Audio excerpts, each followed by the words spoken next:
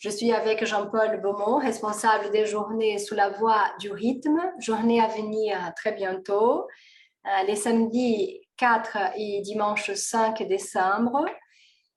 Ces journées auront lieu à Paris, en présentiel et par Zoom, donc des journées hybrides, donc organisées par l'Association lacanienne internationale. Alors Jean-Paul, tu nous proposes des journées inédites, car pourquoi s'intéresser au rythme?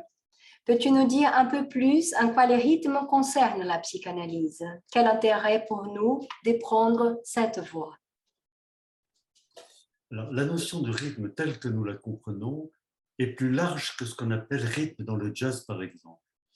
Elle ne se réduit pas au temps, ni même à la musique, mais elle concerne toute une série de problèmes sur le même et le différent. Cela pourrait paraître très abstrait, mais au départ, il y a une interrogation sur la musique. Pourquoi la musique est-elle tellement omniprésente? Pourquoi en écoutons-nous tellement? De quoi est-ce qu'elle prend la place lorsqu'elle accompagne tant d'activités, notamment le sport, les déplacements, etc. C'est de là que nous sommes partis. Donc, des questions très actuelles. Hein. Alors, je continue d'avancer. Nous avons eu 2 journées d'été sur les séminaires de l'identification où il était question du trait lunaire. Tu souhaitais que ces journées sur les rythmes soient une extension du séminaire de l'identification. Peux-tu nous dire quel rapport entre rythme et identification? Le trait lunaire, quand Lacan l'introduit, ce n'est pas la même chose que le trait unique de Freud, même s'il prend appui sur ce trait unique, celui de la toute Dora, par exemple. Les exemples donnés, les exemples qu'il nous donne, que ce soit les encoches sur la côte de l'antilope ou les marques sur le lit du marquis de Sade, sont toujours des séries. N'est-ce pas? Des séries qui peuvent poser le problème du rythme de ces traits. Envisager la question, ne serait-ce que celle du rythme interne à la langue, permettrait de se dégager du domaine visuel qui est celui du schéma optique. Alors, mettons un peu de relief. Alors, si j'entends bien, il y a un sens beaucoup plus large dans ce qu'on appelle la voie du rythme. Il y a une expression très parlante que j'aime beaucoup, avoir les rythmes dans la peau. Il me semble que cela va au-delà d'une métaphore musicale, justement. Ma question est, d'où viennent ces rythmes-là qui nous collent à la peau? Cela nous oriente vers les corps, vers l'incorporation, vers la jouissance. Est-ce qu'on pourrait dire, en paraphrasant Lacan, que les rythmes de l'homme, et après tout de la femme, et les rythmes de l'autre? Alors là, je crois que tu mets l'accent sur 3 points très importants. Avoir le rythme dans la peau, c'est bien d'incorporation qu'il s'agit. L'incorporation, Freud en parle à propos du père, mais Lacan insiste beaucoup sur l'incorporation de la voix, notamment dans le séminaire L'Angoisse que nous étudions cette année. L'enfant est introduit très tôt au rythme, dans la parole de la mère, le mamanais, le bercement, qui lui permettent d'incorporer le rythme. Je pense que les mamanais, c'est quelque chose dont Marie-Christine Laznik va pouvoir nous parler lors de ces journées. Hein? Je pense que Marie-Christine va nous en parler. Le mamanais, on dit plutôt le parenté actuellement, c'est-à-dire la manière particulière dont la mère s'adresse à l'enfant. Et nous consacrerons une matinée le dimanche matin au problème du rythme chez le bébé et chez l'enfant. D'accord. Mais comme tu le dis, nous pouvons nous demander aussi ce que nous savons tous, pourquoi la musique nous procure-t-elle une jouissance? Et là, curieusement, ce que Lacan nous dit dans les suppléments au séminaire sur la lettre volée nous donne une piste inattendue. C'est vrai, comme tu le disais, le rythme est toujours le rythme de l'autre. En particulier, il introduit, et très tôt chez l'enfant, par la logique du même et du différent, la question de la loi et du réel. Après tout, il n'est pas du tout évident que le rythme incorporé donne une jouissance au corps. Et nous ne connaissons rien de cet ordre chez l'animal, ou extrêmement fugitif et peu interprétable.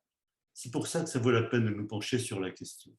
Il y a une question que tu soulèves qui me paraît importante, la question de la loi et du réel. Est-ce que tu pourrais nous dire un petit mot, un petit peu plus sur ça? Alors, je peux déjà dire ce que je vais essayer de défendre lors de ces journées.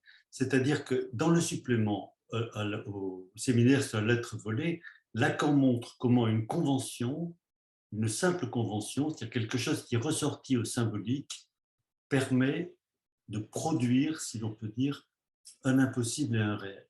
Mon hypothèse, c'est que ce serait ce réel qui est provoqué par ce qu'il faut bien appeler la loi du rythme, qui nous donnerait la jouissance musicale, par exemple. Et cette jouissance musicale qui est prise dans une loi, je veux dire, est-ce qu'elle a même des faits communion, on va dire comme ça, des faits liens entre les... Alors, c'est ça qui me paraît très intéressant, c'est que justement, c'est la loi du rythme, justement le rythme, n'est-ce pas? Il a toujours été très présent dans les rituels religieux, par exemple. Oui. Mais il est aussi dans nos modernes concerts de jazz, de musique classique, de rap. Et justement, le rythme fait communauté. Le fait d'ailleurs qu'on puisse dire que dans tous les rituels religieux, il y a quelque chose de l'ordre du rythme, dans la manière dont sont dites les paroles sacrées, etc., ça dégage aussi une perspective intéressante sur ce qu'il en est de Dieu, de la place de Dieu que ça définit, qui serait celle d'une certaine manière de l'auteur du rythme. Je dis ça un peu vite, ça serait sûrement à dire mieux que ça. En tout cas, on entend quelque chose qui viendrait faire lien social. Hein? Absolument. Quelque chose dans le rythme fait lien. Oui, oui. Après, est-ce que ça fait discours? Je ne suis pas sûr que ça fasse discours. Je suis pas sûr que ça fasse discours et ça amène à se reposer des questions. Qu'est-ce qu'il faut pour qu'on puisse parler véritablement de discours? Oui, oui. Est-ce que ça fait discours? C'est-à-dire, ça ne permet pas, il me semble, de définir les 4 places que Lacan formalise dans ses formules des 4 discours. En tout cas, oui, bon, on laissera ces questions pour les journées. Si tu es d'accord, on pourrait finir avec cette citation d'Yves Bonnefoy lors d'un colloque en 1984, où il dit « Les rythmes ressemblent au temps, à la fois un et changeant. Ils ressemblent à l'architecture, c'est-à-dire à notre univers qui est une construction. » Alors, Yves Bonnefoy est un grand poète et la poésie est l'un des grands domaines du rythme, l'un des grands domaines culturels du rythme avec la musique. Que ce soit à la fois l'un et le changement, ça me paraît très bien définir la question que nous allons discuter lors de ces journées. La formulation est très belle. En revanche, je ne comparerai pas le rythme à l'architecture de l'univers. Il me semble plutôt que le rythme, qui est un effet du symbolique, est local, que le réel qui est produit par le rythme est un réel local.